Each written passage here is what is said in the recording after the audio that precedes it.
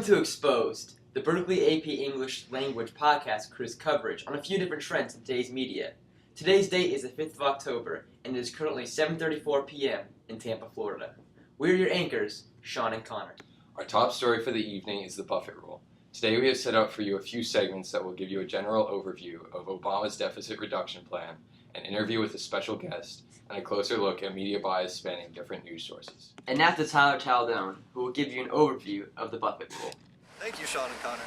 As you can see behind me, I'm standing in front of the White House where President Barack Obama has recently unveiled his deficit reduction plan, which will help lower the nation's deficit, which is currently over trillions of dollars. One specific aspect of the plan is that those people making over $1 million will face a significant tax increase. Under the current tax system, there are several loopholes which enable people making over $1 million to evade the current tax rate of 35%. Warren Buffett has made a public plea to Washington in order to change this. He cites the example of himself paying less taxes than his secretary due to the way he amasses his capital gains. Breaking news. Apparently we have a special segment interview with Rush Limbaugh from The Rush Limbaugh Show. The Huffington Post recently published an article featuring Rush Limbaugh's view on the situation. The tax increase has attracted quite a bit of support from the public in general. Warren Buffett has been on the sidelines for years, criticizing the government for such a lax approach to taxing the super rich. What are your thoughts on his involvement in this tax hike? Thanks for having me. Warren Buffett has been very well to me. I've met him a few times, and he's a great guy. But just think about it. You're one of the wealthiest men in the world. And now, look, you have at the high honor that's been bestowed on you, your name attached to a tax increase.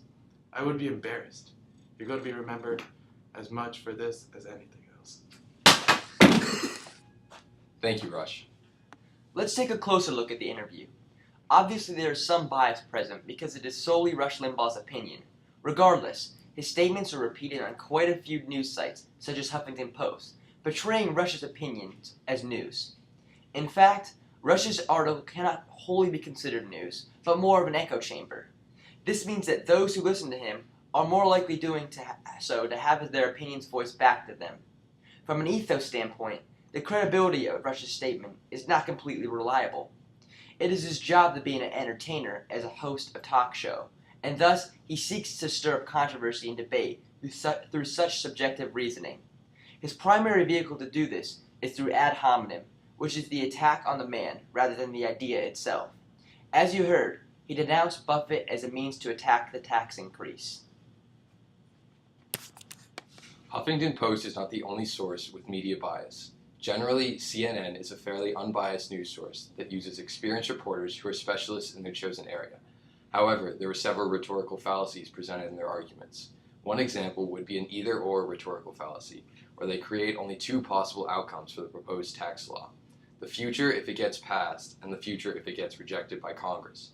There is no admission to the fact that Republicans and Democrats might debate and enact some aspects of the law. Thank you very much for tuning in this fine evening on Exposed. Be sure to catch us next week when we tackle the ongoing debate of who would win in a smackdown, the Big JC or Buddha.